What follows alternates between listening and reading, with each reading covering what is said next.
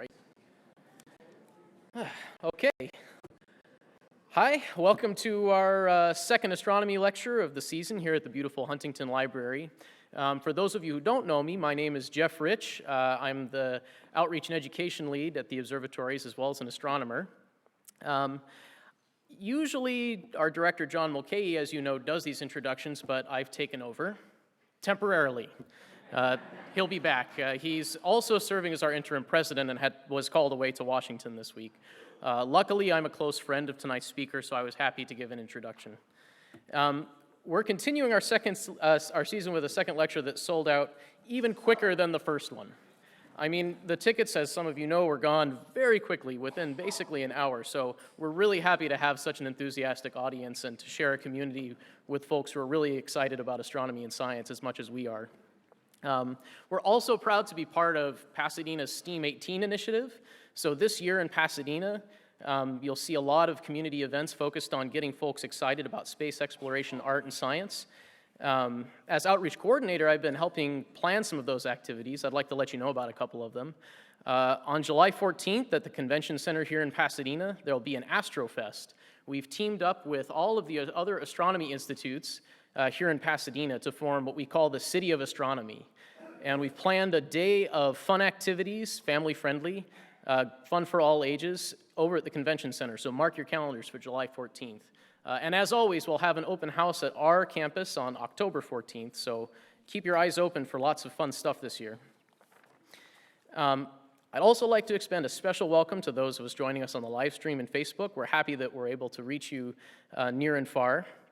And if you haven't already, please sign up for our newsletter so you can keep up to date on events at the observatories and the cool stuff that our scientists are doing. Speaking of which, as you might know, we are the hottest ticket in town, and the next lecture in our series, which is going to be great, will be in 2 weeks. The tickets go on sale, they go online. They're free tickets, they're not on sale, tomorrow morning at 10 a.m. So mark your calendars, set an alarm, make sure you get your tickets, and the next speaker will be Daniel Eisenstein from Harvard, who's going to talk about dark energy and cosmic sound. I think it'll be really cool. I also wanted to say a couple of thank yous.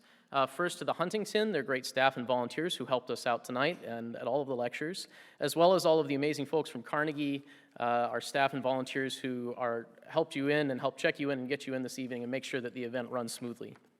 And finally, I wanted to say a special thank you to the Norris Foundation, whose support makes these lectures possible.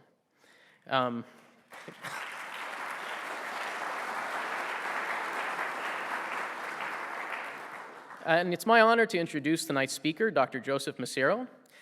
Joe is a scientist at JPL, where he's worked for the past 9 years, first as a NASA postdoctoral fellow and now as a staff scientist. Joe received his PhD from the University of Hawaii Institute for Astronomy in 2009 and is an expert in the study of asteroids and the solar system. During his time in Pasadena, Joe has worked on the NEOWISE mission, a resurrection of the Wide Field Infrared Survey Explorer to hunt for near-Earth asteroids. Joe is also working on the NEOCAM Space Telescope, a mission which will find and study near-Earth and potentially hazardous asteroids. So please join me in giving a warm welcome to tonight's speaker, Joe Masiero.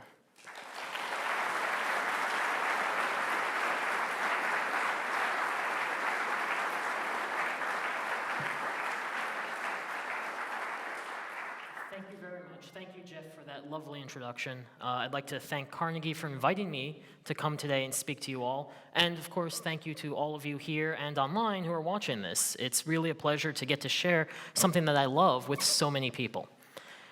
As Jeff mentioned, I've been at NASA's Jet Propulsion Laboratory just down the street in Pasadena for the past 8.5, 9 years. And while I've been there, I've had the pleasure of working on the NEOWISE Space Telescope. This is looking for asteroids that come close to the Earth that could potentially pose a hazard to us, both finding them and characterizing them, figuring out what they're made of, how big they are, and what they could pose, what could they mean to us, both as a hazard, but also in the history of our solar system. What do they tell us about how the solar system formed? Now, in the process of searching for near-Earth objects, you have to weed through the haystack that's everything else in the solar system.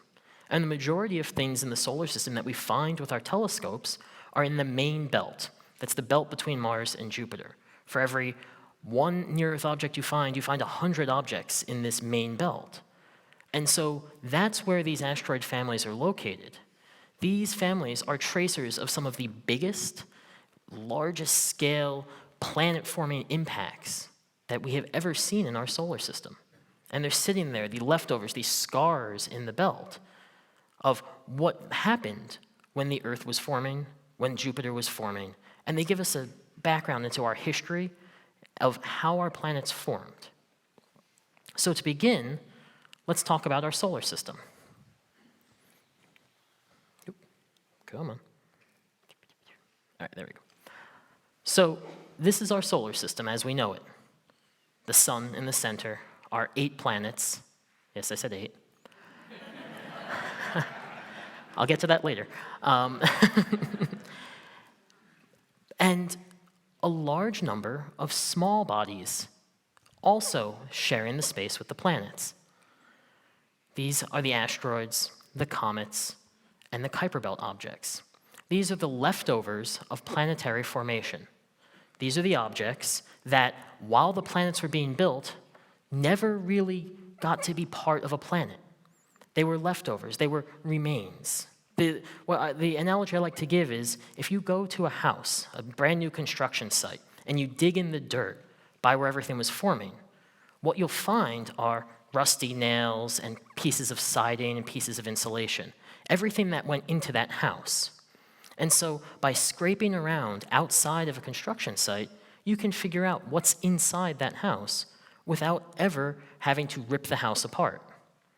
In the same way, by looking at these leftovers from formation, these asteroids, the comets, the Kuiper Belt objects, by looking at what they're made of, where they're located, and how they've changed over time, we can see the things that went into the planets without having to rip open one of the planets, because there's no way they're going to fund us to do that. So instead, we look to the asteroids. And just like those nails, they're weathering too. They're sitting in the environment of space. They're changing over time. And so by studying how they've changed over time, what's happened to them, where they're found, we get a better handle of how the Earth formed, how the water got onto Earth, how the organic materials, these carbon-rich materials that life has used to create itself, where all that came from. Because really, fundamentally, astronomy is one of the more philosophical sciences. You know, our doctor of philosophy that we get, the PhD, we're actually philosophizing because we're trying to answer the big questions. Where did we come from? Why are we here? Are there others like us out there in the stars? Other stars, other planets, other people? Right? Very deep philosophical questions that humanity has always asked, and that's what we're trying to answer. And so the study of the asteroids really is going back to that question, why is the Earth here, and why is it the way it is? Why is it ripe for the conditions that gave rise to us as people? And so let's go back to the formation of the solar system.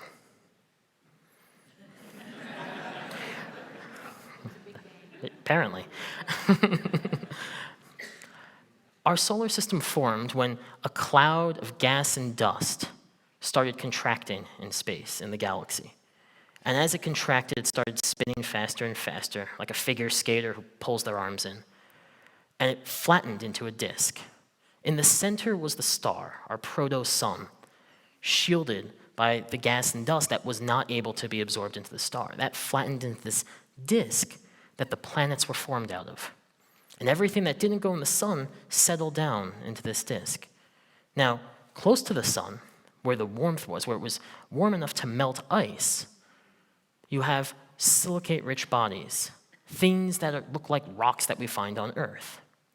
But just past, a little bit farther out, when ice could suddenly condense, this is called the snow line. Beyond that, you have bodies that are very, very rich in water, as well as in these organic materials that would otherwise evaporate in the heat closer to the sun. They got blown out and recondensed. And so that's why we have these water-poor asteroids near the water-poor planets. Even though Earth has giant oceans, it's water-poor compared to some of the even small moons around Jupiter. There's more water on Europa than there is on Earth. All of these distant bodies have large amounts of water. And the comets that come from these outer reaches of the solar system bring water into the inner regions. And so we think that much of the water on the surface of the Earth was brought after the Earth's formation by these cometary visitors, or possibly by water-rich asteroids that are hiding just on the edge of this ice-dry boundary, this snow line. Now, I will point out, because all the planets formed from a disk, they all occupy right about the same plane. They're all in a flat plane in space, going around the sun and all in the same direction. And this will become important later as we start to study the asteroids. So this is a top-down view of our solar system. This is an illustration showing the sun in the center and the inner planets represented by the paths their orbits take around the sun. So you can see labeled here Mercury, Venus, Earth in blue, Mars, and Jupiter. Now, from time immemorial, this, along with Saturn, was what we knew about our solar system. In fact, there was always debate about what was in the middle of the solar system early on. First, we thought Earth was the center of the solar system, and then there were 7 wandering bodies. That, of course, is where the word planet comes from. It's wanderer. The 7 bodies, the 7 original planets, Mercury, Venus, Mars, Jupiter, Saturn, the sun, and the moon. The 7 things that people could see with their naked eye moving with respect to the background stars. And it's these 7 objects that give us the names of our days of the week. Saturn Day, Sun Day, Moon Day. Then we flipped over to the Norse gods for some reason. But if you study the Romance languages, you have Martes, Mars, Miércoles, Jueves, right? I mean, you have Mercury, Mars, Jupiter, Saturn, the moon, the sun, Venus, all represented in the days of the week. These are the 7 original planets. Now, when we started having telescopes and we were able to point them at the sky, Galileo and Copernicus and Kepler found out that no, the Earth is not the center of our solar system, it's the sun. The Earth must be a planet. It is a wanderer. And so we were left with 6 planets in our solar system. And then something happened. In the 1780s, William and Caroline Herschel were scanning the skies and they found another wandering object. They'd found Uranus, another planet out there beyond the edge of Saturn. And that got people saying, what if there's more? Now the floodgates open. Now the search begins. We know there's things out there that we didn't have in our books. We'd always known about comets, these fuzzy, hairy stars moving through the sky, but no one had been sure if they were some sort of atmospheric phenomenon, if they were portents of doom sent by the gods above, or what they really represented, or if they were celestial bodies crashing through the crystalline spheres that held the planets up. So comets were always kind of put in the, we'll consider those later category, just pushed off to the side. But when Uranus was found, that opened up a new search and said, there might be more things. And that gap there between Mars and Jupiter looks ripe for a planet to be put right in the middle of that. And so the search began. And about 20 years after the discovery of Uranus, an astronomer in Italy, Giuseppe Piazzi, found one. And he found the planet Ceres. But people kept looking, and it took about 20 years until the next 4 were found. And suddenly we had 5 new planets. And then 20 years later, more were found. And we were up to, at one point, 30 planets in the solar system. And someone said, okay, this is a bit too much. Let's back that up. These clearly are not planets like the other ones. These are different bodies all kind of hanging out in the same area. They're in a belt. So we'll call them asteroids instead, star-like things. And as time went on, more and more objects were found. Searches became more consistent. More objects were being reported. And then you'll see coming up soon, in the 1990s, a big ramp-up happened. And that's because 3 major events happened that really convinced us to start looking for these objects seriously. And the first one was the impact of the Shoemaker-Levy 9 comet on Jupiter. It had swung around, and people had known that asteroids could theoretically hit the Earth, but no one knew what the likelihood of that was and what that really could mean for Earth. How bad would it be? When Shoemaker-Levy 9 crashed into Jupiter, each of the pieces left a scar in the atmosphere of Jupiter the size of the Earth. And at that point, we realized that maybe we should actually pay attention to these things. Of course, the other 2 really important things that happened were the movies Armageddon and Deep Impact. One of them was more scientifically accurate, and the other one had Bruce Willis, and therefore made more money. But in all seriousness, they raised the awareness of asteroids to the public. And ever since then, the public has asked the question, well, what is the chance of impact on Earth? And so we have to do these searches, because that is something we can worry about. Right? The chance of an asteroid impacting the Earth is very low. We don't know of anything right now that poses a hazard to us. And the chances of something posing a hazard are low with respect to everything else, many other things in life. You have a bigger risk driving here tonight than you do from an asteroid. And we have far bigger risks from climate change than we do from asteroid impacts. But asteroid impacts are the one thing where if we do a survey and we find there's no hazard, we can check that box off. This is a solvable problem. The solutions to climate change are going to be difficult, involve a lot of discussions among international communities, and a lot of debate about what the right way to do it is and giving up of things we've grown accustomed to. Asteroid surveys do not require that. For a fairly simple initiative, we can check off one of these major hazards to the Earth and make sure we don't end up like the dinosaurs, which I'll also get to later. Now, this top-down view of the solar system, as I said before, the planets are all in a nice plane, and so you can project them down onto this top-down view. But the asteroids are not so well behaved. Because they're smaller bodies, they get stirred up by gravity more. And so if we rotate the solar system onto its side, we see that the asteroids are actually far above and below the plane at some points. So they're not really in a disk. They're more in a donut around the sun. And so studying the asteroids this way, by placing where they are at a given point, isn't really useful. They're constantly moving. Asteroids also tend to have more elliptical orbits than planets. And so they wind up going in and out from the sun quite a decent ways. And so you don't want to necessarily look at the solar system this way. Instead, what you'd like to look at is what is the average distance an object is from the sun, and how tilted is its orbit, because that's going to reveal the true structure of the asteroid belt. And so if we unwrap the belt and we take those two values, that average distance and that orbital tilt, and we collect them up and we put them onto a single graph, this is the view that we get of the solar system.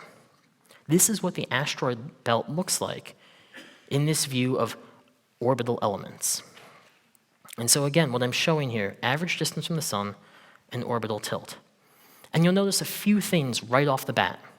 The first are these gaps, these holes in the belt, where things seem not to exist. And these are caused by gravitational interactions with the planets, mostly with Jupiter. Jupiter is the big bully of the solar system. It contains most of the mass that's not in the sun, and so its gravity is dominant throughout the solar system. And so if an object is in a resonance, for instance, if every 3 times an asteroid goes around the sun, Jupiter goes around once, then every time those objects pass close to each other, it gets a kick, a little bit of a pull that changes the orbit. And what happens is that orbit quickly grows and changes, gets more and more elliptical, until the asteroid is ejected from the solar system, crashes into the sun, crashes into Jupiter, or hits one of the other planets. And so, much like a child on a swing, if you push at the right time, they can go further, higher and higher, with not too much energy being expended from the pusher.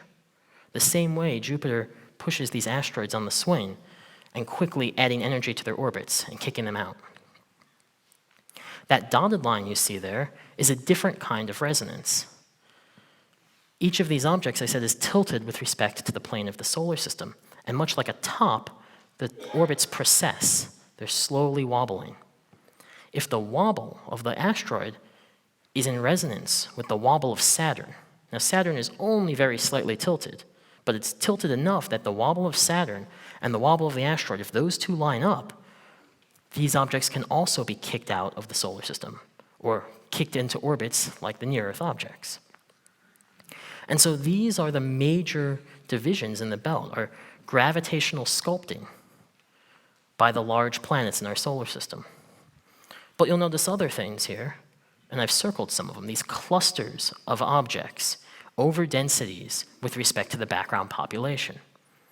These are the asteroid families.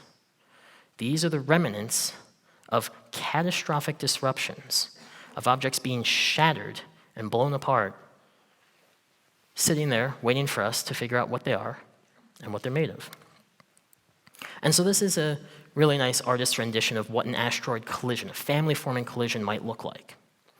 Now, there's two kinds of collisions. The one illustrated here is two objects about the same size crashing into each other and shattering completely, spraying material in all directions, leaving nothing behind significant. But much more likely, you'll have a small object hitting a big object. When that happens, instead of completely destroying the big object, parts of it are knocked off. You have a large cratering event. Some material may fall back on it, some material may get kicked out and spread into the rest of the asteroid belt. This is somewhat akin to what happened in some of the biggest impacts that we've seen on Earth. Not we as people, but Earth has seen, and that would be the moon-forming impact. Back in the early days of the solar system, shortly after Earth had formed, an object the size of Mars crashed into the Earth, ripping off large amounts of material that then reaccreted. And they didn't fall back to Earth, but they weren't given enough energy to escape, because Earth is far bigger than a lot of these asteroids we're dealing with. Instead, it coalesced and formed a moon that has been orbiting the Earth ever since. This, of course, is one of the major scientific results of the Apollo missions. It wasn't just to go to the moon and plant a flag.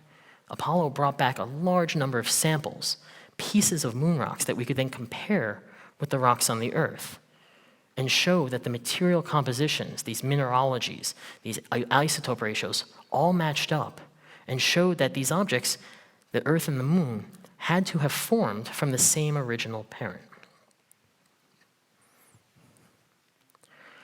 And so if we look again at this graph here of the asteroid belt, this is just showing, of course, what the orbits look like. And we can measure orbits quickly from a telescope once we discover it. If we measure the object a couple of times over a couple of years, just a few detections, we can chart out the orbit around the sun, and we can put it on this graph. But we have more information than just orbits. There's around 700,000 known asteroids today. And for about a sixth of these, or a fifth of these, around 150,000, we have more information about them. We have physical properties. We have measurements not just of where they are and where they're going, but a little bit of information about what they're made of. And so if I colorize this graph with some analogous compositions, taking the reflectivities or the colors of these objects, they range from coal, as dark as a brick of coal, to as bright as concrete. We don't have any asteroids that look like ice, that reflect almost all of the light that falls on them. There are things like that out in Jupiter's orbit, again, beyond the snow line. But inside the snow line, in the main belt of asteroids, we see compositions that are more similar to these kind of either carbon-rich materials, asphalt, or concrete. Now, what you'll notice in this plot is that the families stand out. And this is one of the reasons we know that these clumps of asteroids that we see in the orbital element space are in fact from a single source. And it's that their colors are consistent. It looks like a single body that was shattered and sprayed out. All of those materials trace back to that one parent body. And you could see in the underlying part, the things that aren't in these clumps, that in the left side of the graph, in the inner part of the belt, we get this mix of bright and dark material. But in the outer part of that graph, we see almost all dark material. This is showing that the outer part of the main belt is rich, again, in these water-bearing and carbon-bearing rocks. They don't have free water or ice today, at least not much of it, and if they do, it's below the surface. But the rocks themselves have experienced a history of hydration and carbon, in the presence of carbon when the rocks were being formed originally. And so this is telling us, again, what these are made of, how they formed, and what that means for near-Earth objects coming close to us. Now, the way we get this kind of physical property information is from 3 major surveys. There are some other surveys that have been conducted that have found useful information, but these 3 have been the major contributors. On the left there is the NEOWISE satellite, the mission that I've gotten to work on. On the top right is the Sloan Digital Sky Survey. This is a telescope that was scanning the sky for stars and galaxies, but saw the asteroids as they passed through the field of view and was able to measure what color they were. And you can use color as a proxy for what these things are made of. You don't get an exact composition, but you can rule out certain things, because there's only so many different compositions that you can form when you're building a planet. The asteroids haven't undergone metamorphic processes like we have on Earth. There haven't been too many igneous processes nor sedimentary. You just get a few basic rock compositions. So colors alone can provide a large amount of information. On the bottom right is the NASA Infrared Telescope Facility. That's a telescope on the summit of Mauna Kea.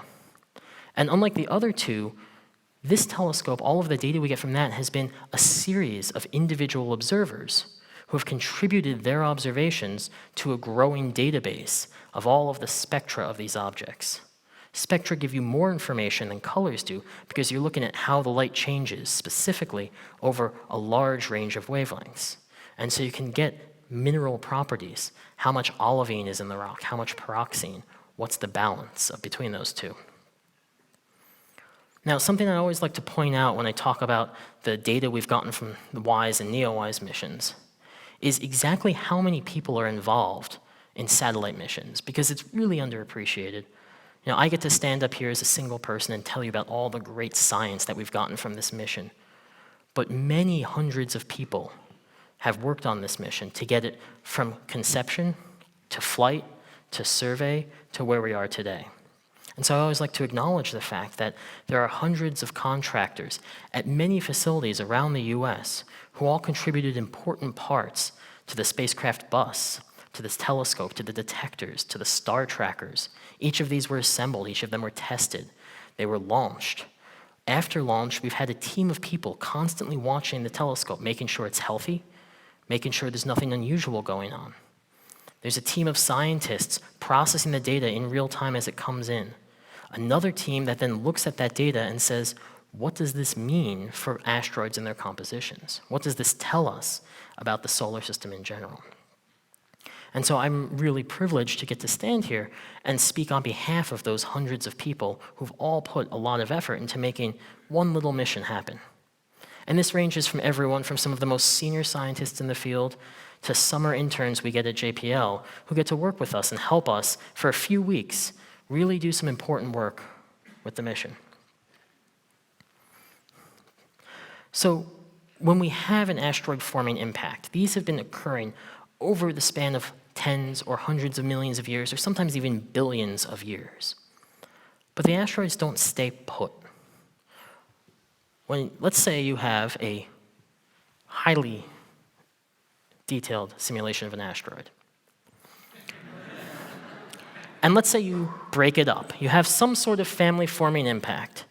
And so this asteroid is shattered, either from something running into it or perhaps some other reason. But that asteroid breaks up. And it leaves one big piece usually, but many smaller pieces. This is the same way if you take a sledgehammer to a block of concrete, you're going to be left with one big block of concrete, but quite a bit of dust. And so you have a lot of small pieces, a few big pieces, and over time, these objects will change in their orbits. Now, gravity doesn't particularly care how big you are. As long as you're significantly smaller than Jupiter and the Sun, the mass of the actual asteroid doesn't really matter. And so gravity affects all of these objects the same. But there are other forces at work in the solar system. In particular, one effect is called the Yarkovsky effect. This was at first discovered by a Russian train engineer in the late 1800s who wrote this up in a pamphlet in Russian. And it was a couple decades later that researchers were looking into how the asteroids are evolving and found this and translated it and realized that this was the foundation of an idea for how things might change in the solar system other than with gravity. And it's actually kind of intuitive when you think about it, as all great ideas tend to be. In this case, as sunlight warms up an asteroid, the light hits it, warms up the area, but asteroids are rotating. Everything in the solar system is spinning, even just a little bit. And as the object spins, it's going to be pointing a different direction when that heat gets re-emitted. This is the same reason why it's hotter at 2 in the afternoon than it is at noon. Right? You have this thermal lag in the surface where light is absorbed, takes a little time to be re-emitted. And so that offset, that tiny change in position, means that when the light is re-emitted, there's going to be a slight push away from the sun. Now, if it was perfectly aligned, the asteroid would never notice this. But because there's a small amount that's going along the direction it's moving, that can either speed up an asteroid or slow it down. Now, photons do not carry a lot of energy individually. But over millions of years, this effect is significant enough to change an object's orbit and to slowly cause it to spread, slowly cause the family to spread out, with objects spinning up one way, going out, and objects spinning the other way, coming in.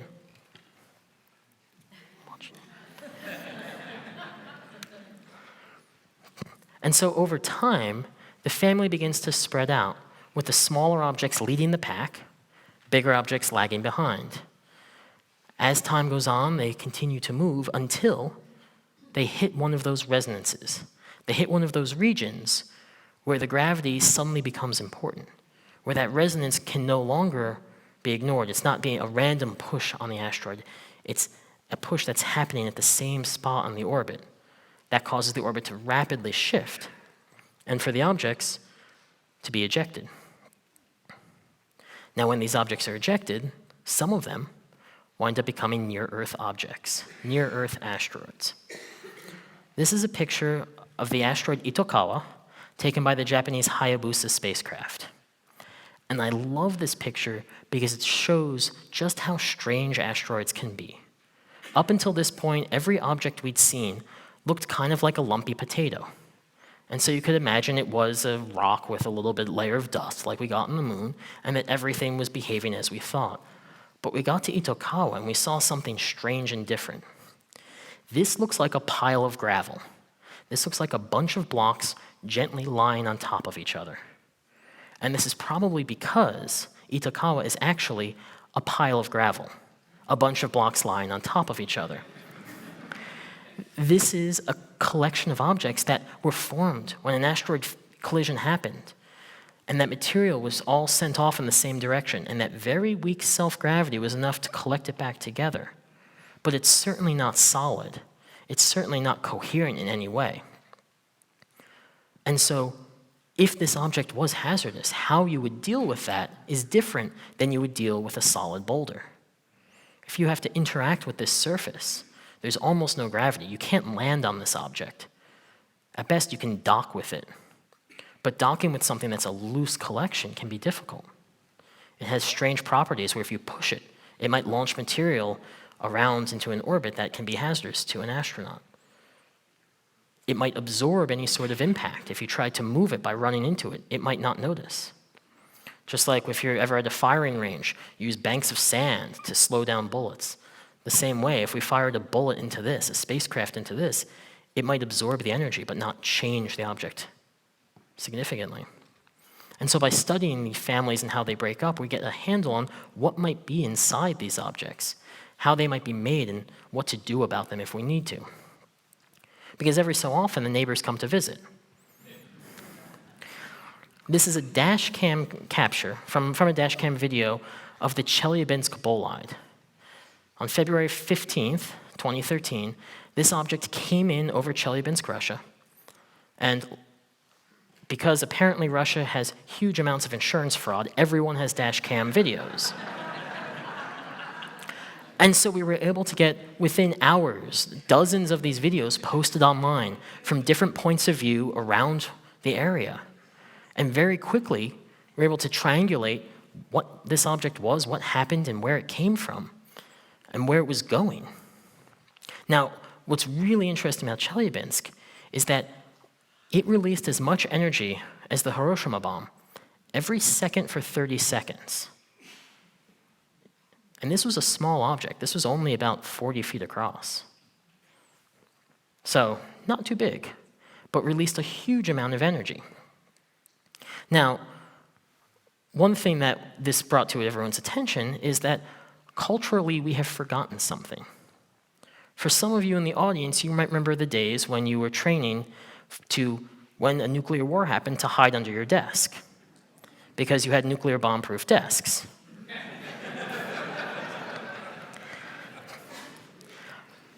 Of course, that wasn't the reason you were hiding under your desk. The reason was because light and sound travel at different speeds. And so you see the flash, and in some of these videos, it takes 2.5 minutes before the boom gets there. So unfortunately, or rather luckily, we don't live in an age where nuclear war is a constant threat. And so we haven't done these trainings to hide under your desk when you see the bright flash of light in the sky. Instead, we live in the selfie generation. And so when you see a bright light in the sky, what's the first thing you do? You run outside with your cell phone camera, or run right up to the window and you take a photo of it to post online. And so right about the time you get the shot lined up and hit record and you're recording this cool light, that's when the blast wave hits you and blows glass in your face. And this is why around 1,000 people were injured in this impact, mostly from falling glass, either because they were standing by a window or they'd run out underneath the windows as they rained on top of them. As far as I know, no one was killed.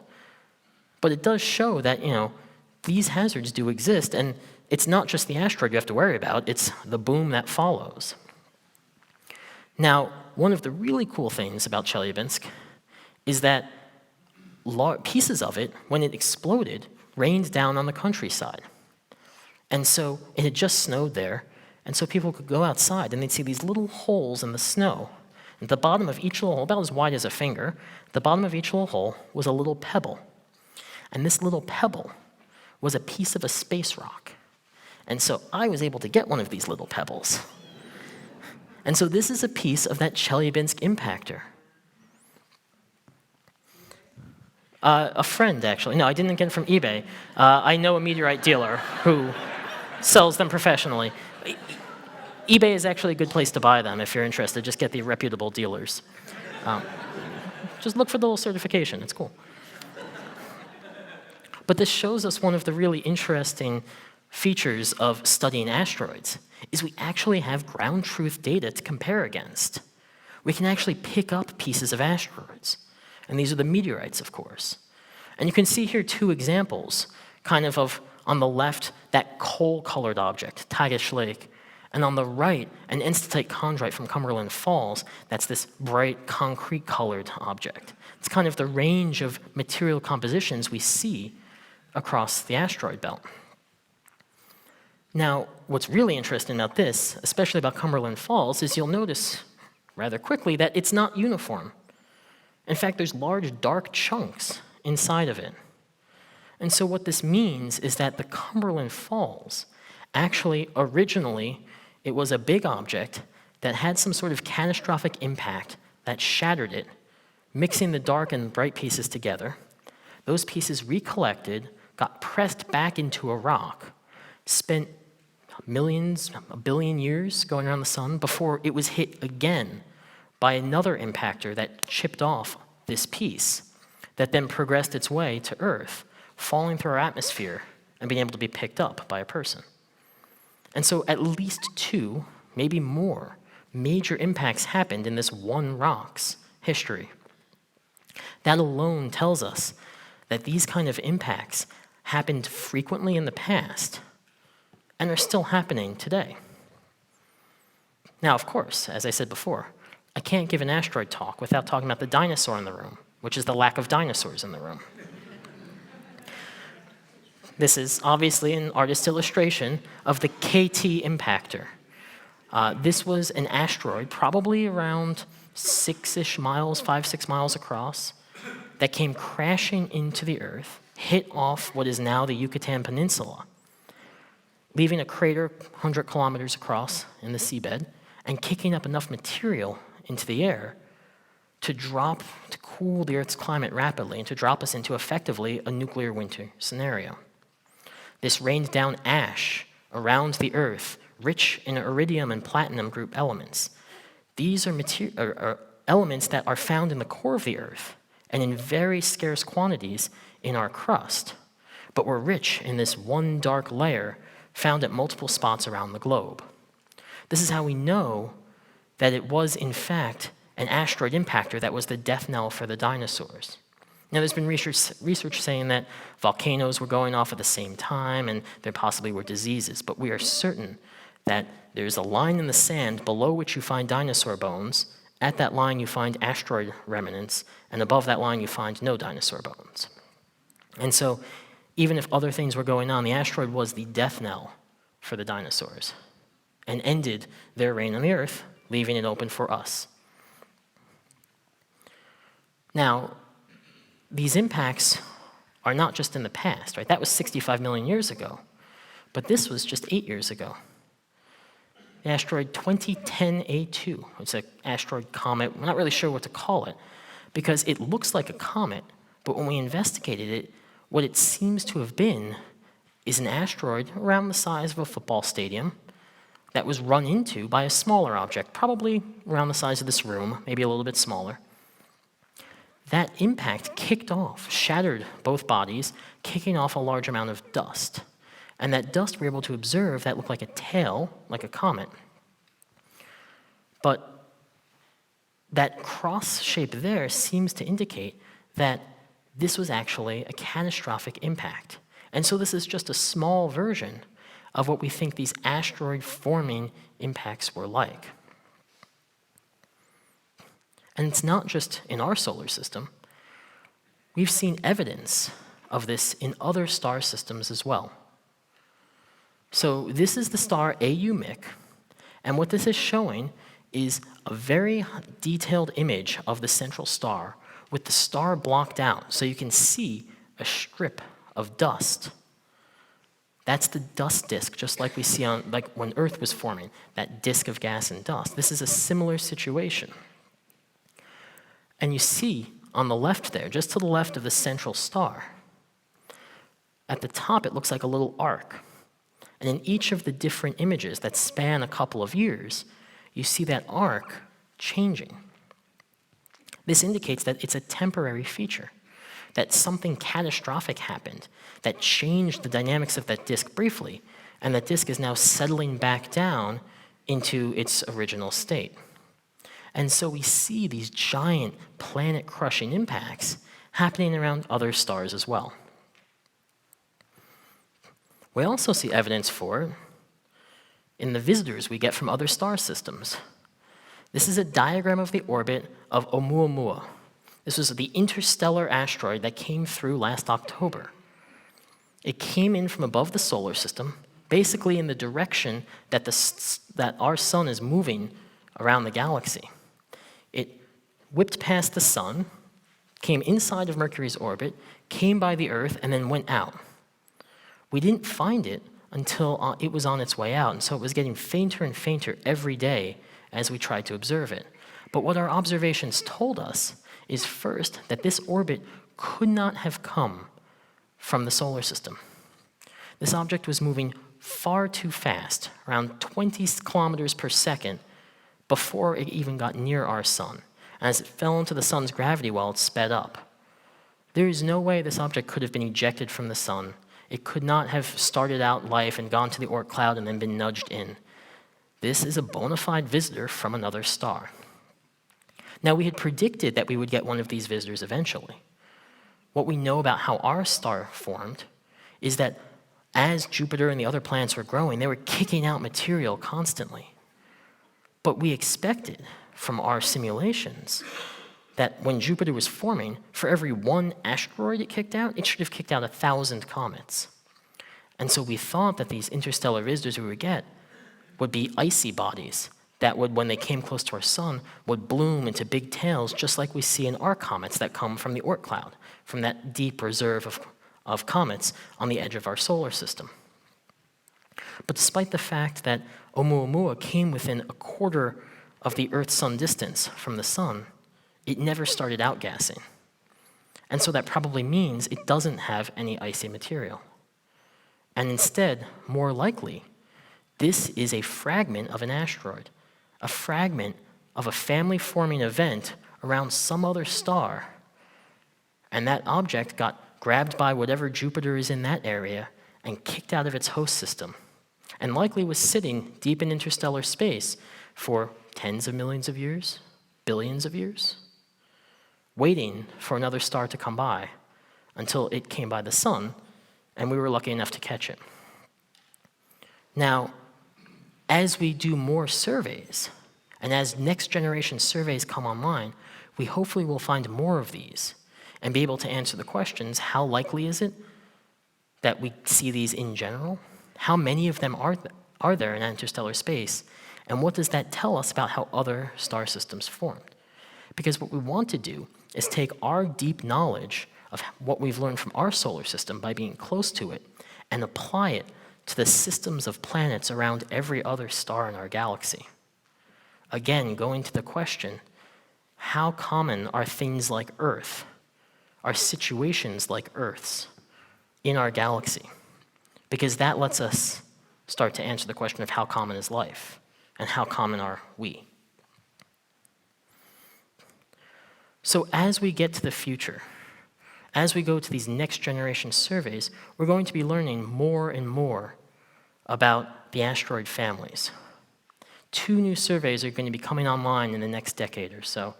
The Large Synoptic Survey Telescope is an 8-meter telescope being built in Chile, and that's going to scan the sky every few days and is going to pick up millions of asteroids.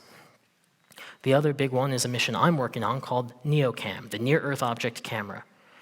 It's a space telescope that's going to use infrared light to search for all of the objects that could potentially pose a hazard to Earth. And our idea is to be able to check off that box and confirm that there is no hazard out there that we have to worry about. But as I said before, in the process of finding each of those hazardous asteroids, you have to find hundreds of main belt asteroids. And so we will learn more and more about the asteroid families. And as we get to smaller and smaller sizes, what we want to look at is how those objects change over size. We know that the big objects are probably in around the same positions as they were when they formed 4.5 billion years ago. But these small objects, down smaller than half a mile or so, smaller than a kilometer, these objects, the Yarkovsky force should clear out of the main belt in a couple billion years. And so in theory, all of these small objects should be related to families. And as you get to smaller and smaller sizes, they have to point to younger and younger families. And so by looking at how the distribution of objects changes as you look at different sizes, we're going to get an even better picture of this long series of collisions that have happened throughout our solar system's history. Some of them 4.5 billion years ago, some of them only 10,000 years ago, and small ones still happening today.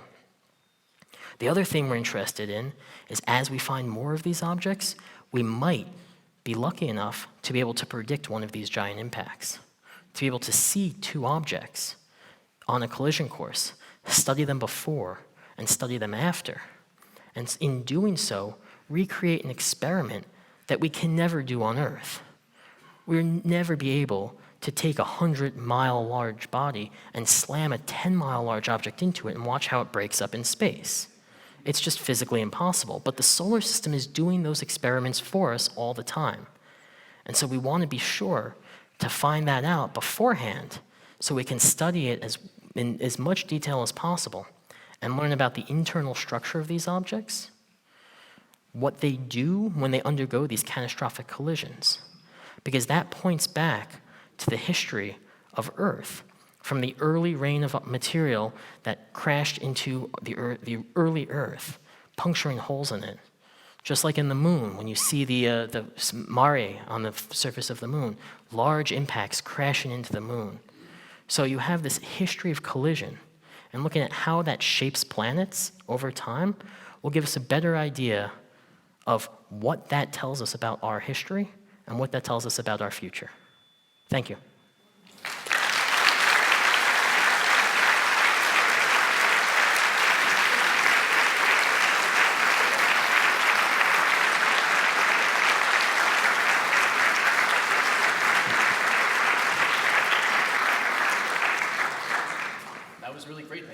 much, Joe. You're welcome. We're happy to take a few questions from the audience, as many of you know. So we're going to start, scan the room, right over here. Yes, with regard to the asteroid from outside of the solar system, Oumuamua, were you looking for it, or was finding it just serendipitous? And also, were you able to get any idea of the mineralities? You want to repeat? You want to repeat the question? You do. Sure. So the question was, were you looking for it, and how were you looking for it, and were you able to get an idea of its minerality and what it was made out of, this interstellar Oumuamua? So as I mentioned, we had always hoped we would find an interstellar object like Oumuamua, but you can't search specifically for that object. You have to just do a search and see what comes out, because these objects are very rare. We've been looking with the current surveys for about a decade, and we found one. That's actually probably 10 to 1,000 times more frequent than we thought we would. We thought we would have to wait for the next generation, so it might be that these are more common. But the regular asteroid surveys that we do are the same ones that are going to turn up objects like Oumuamua. They show up weird, like they're moving far too fast, far faster than any other object we see. So when you design your survey, you take into account, you might want to make sure you look for these things. In terms of what it was made of, it's unclear. It didn't show any significant signs in its spectra or its colors that would indicate clear signs of, it was made of silicates or it had ices or gas lines. It looks a lot like some of the dark objects in our outer solar system, either the Trojan objects that are in one-to-one resonance with Jupiter, maybe some of Jupiter's outer moons, possibly that dark material on Pluto that we saw in the Cthulhu Regio. So somewhere in that realm of this like dark reddish, but we're not sure. It could be bright red. We don't really know. We're not sure how big and how bright it is. So hopefully by the time we get the next one, we find it before it's leaving. Right here. Are there any asteroids out there made of gold or diamonds? Oh, so the question was, are there any asteroids made of gold or diamonds? And will we visit any? There are no asteroids made of gold significantly. Gold is a rare element in the solar system in general. This is why it's so valuable to us. Diamonds, probably not asteroids. There are other materials, spinel. There are asteroids that have a lot of spinel on the surface. This reflects light like a diamond. It's not actually made of diamond material. If you're looking for diamonds, if you go diving deep in the atmospheres of the gas giant planets, apparently there's a boundary where diamonds rain out. But surviving that's a little difficult. And will we visit any anytime soon? Probably not. Most likely the next ones we're going to, Japanese Hayabusa 2 mission and NASA's OSIRIS-REx mission are going to 2 dark near-Earth objects and going to bring back samples of that. Because as valuable as gold and diamonds are to us on Earth, they're not worth as much in space as water is. Water is going to be the most precious commodity we can find in space because it turns out people really like to drink water. And so if you want to send people into space, water is really heavy and you have to bring a lot of it up with you. So if you can find some up there, that is probably the most marketable thing. So one of the things that these 2 missions will be looking for is what's the water content of the rocks in these near-Earth objects. I don't want to miss the people in the back. Way back there, waving your hand. Yeah, thank you. I think it was in the 19th century, there were some fun theories that came from the Russians that related to a potential planet that might have existed between Mars and Jupiter that got smashed up, and I think they named it Phaeton or something like that. What do you guys think about that kind of theory nowadays? Where are we on that? So the question was, where are we on a theory about a planet that was between Mars and Jupiter that got smashed up? So it's unlikely that the asteroid belt we see today is the result of a planet getting smashed up. There's just not enough material there. You can't make a planet that big. Ceres is about the size of our moon, a little bit smaller, and that is most of the mass in the asteroid belt. So in addition, those gravitational resonances with Jupiter I showed you that were cutting holes in the main belt, that interfered with material coagulating. And so it's likely that the asteroid belt really represents these building blocks of planets, these 50-mile, 100-mile across objects that formed into the other planets and just were stirred up too much to actually form a coherent body. There is an asteroid named Phaethon, a near-Earth object that cuts close to the sun, and it is so hot that when it gets closest to the sun that we think the rocks are breaking apart and being sprayed out into space. But that's a much smaller object. It's not a planet scale. Great lecture, thank you. Okay, right in front. So, say an asteroid from another star, or simply one being, say we have an asteroid from another solar system, or one is simply being ejected from our solar system. If it were to somehow loop back around and go back through the asteroid belt, would there be any chance that it would, using its gravity, it would significantly affect the orbits of the other asteroids to have them ejected, or just otherwise change their orbits?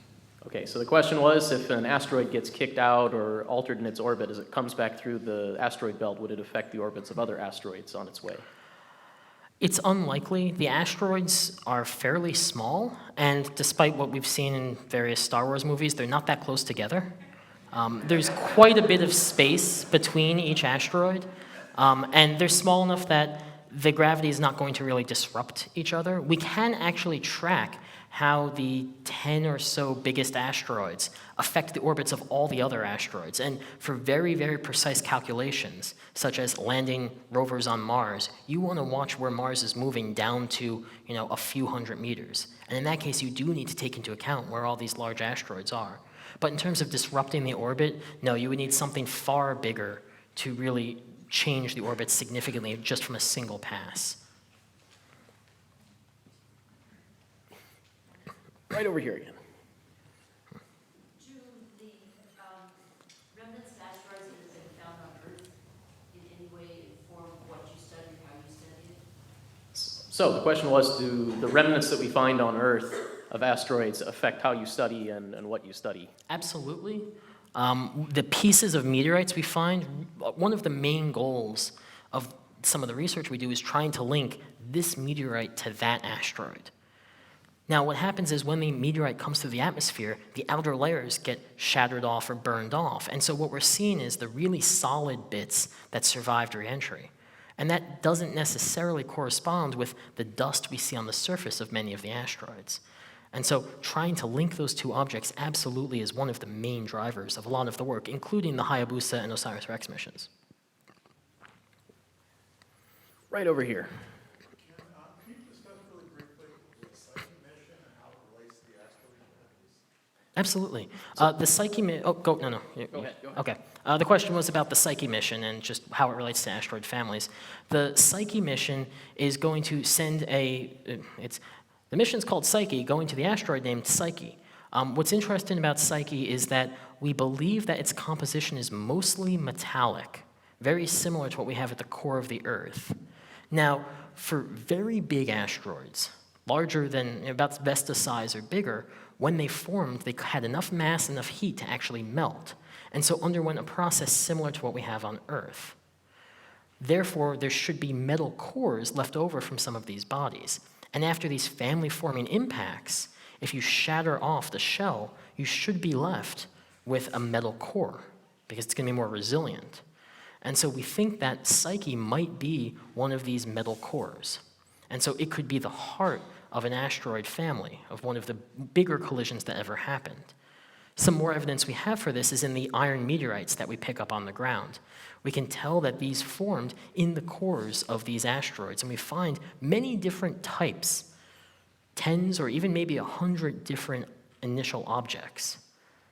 And so trying to figure out what that tells us about how many objects were forming that big enough to melt, because we only see really one of them left today, Vesta, and a few metal bodies like Psyche. So where did the rest of them go? And so part of Psyche's mission is to investigate just this question. Was this actually the core of a body, or is this some new formation process that we don't yet understand? Time for a couple more. Yes, right here.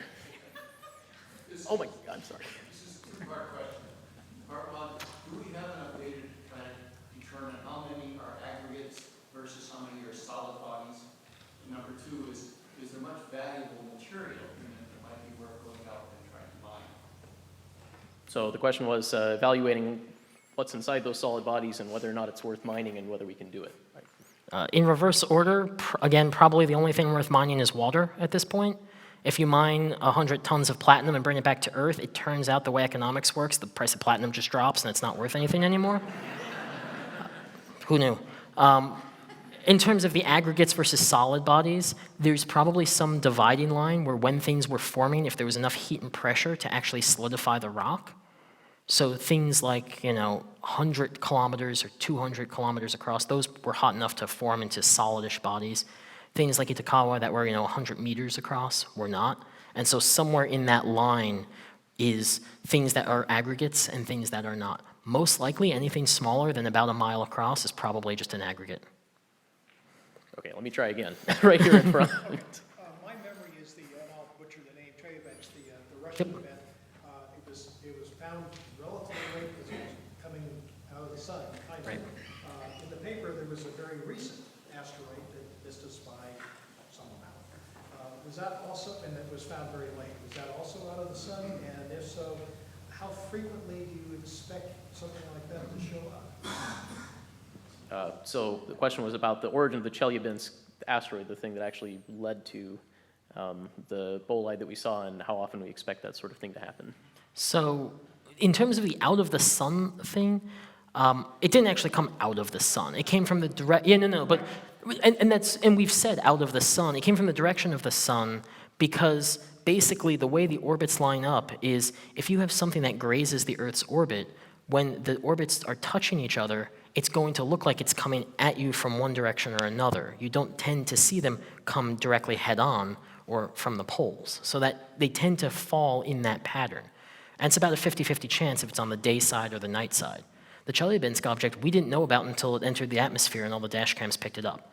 It was too small for our current surveys to pick up, even if they had been looking in the daytime sky, which telescopes on the ground can't. This is one of the reasons we want to send NEOCAM into space, is it's able to look far closer to the sun and find these things that might spend most of their time inside the Earth's orbit and only occasionally come out near the Earth. How often do they happen? We've been looking for, maybe 50 years. One of the major ways Chelyabinsk was, besides the dashcam videos, but one of the major ways it was studied was infrasound. So this is very long wave sound. We have stations set up around the world for this, again, for nuclear bomb monitoring. When you explode a large bomb, you're going to get big sound waves sloshing through the atmosphere. And so this was picked up by those sensors. And so for about 50 years, we've been watching for these kind of objects, and this is the biggest one we've seen. So it's more than once every 100 years or so, probably, hopefully. But again, this is small number statistics. It's tough to say how often this happens. The object that came in 1908 over Tunguska that flattened around 20 miles of forest in Siberia, that should be once every millennia, maybe, but with only one, it's hard to get good statistical values on it. Oh, I'm sorry, yes, and the question was similar about the flybys that just happened. For every one big object, you have many small objects. So for one, dinosaur killer-sized object, you might have 10,000 of these Chelyabinsk-sized objects. And so they're harder to find because they're small. You only catch them when they're very close to the Earth. And so we do get these flybys fairly often, a couple times a year, maybe once a month or so, of an object Chelyabinsk size that has a flyby somewhere within a few lunar distances of the Earth. JPL has a monitoring page up called Sentry that shows you every upcoming flyby that we know about, and every time something's discovered, it gets put up there. So feel free to check that out. Okay, we've got time for one more question right there in the back. I think what I found so unsettling, and I'm sure many of us found frankly scary, was that thing that came out of nowhere from another planetary system, and we didn't detect it until it was going away from us. So is there any possible mathematical model to predict when our planet might get hit big time, and would you care to make a prediction? So we'd like to know if there's a mathematical model about big impacts and whether Joe can predict them for us. In short, it's very, very rare. As we've noticed, we've only found one of these interstellar objects in about a decade of looking. We found hundreds of near-Earth objects. And so while, yes, because this thing was moving so fast, if it had hit us, energy goes as mass times velocity squared, it would have been very, very bad. There are very few of them, and they only have one chance to hit. The things that are most hazardous to the Earth are the ones that have orbits almost like Earth's, and so have many, many crossings. And so that's what raises the probability of impact. And so the things you really have to worry about are the ones on Earth-like orbits. The things on these wild orbits don't have many chances to hit the Earth. There's only one tiny bit of their orbit where they could possibly ever impact us. And so it's very, very low. I saw one more hand up right over here.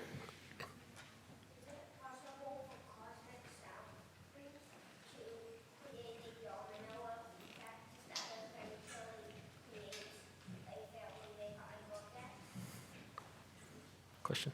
Did you Repeat. oh, I didn't hear the question. Oh, okay. The question was about, could cosmic sound create a family, I believe? Is that right? Domino effect that could create a family.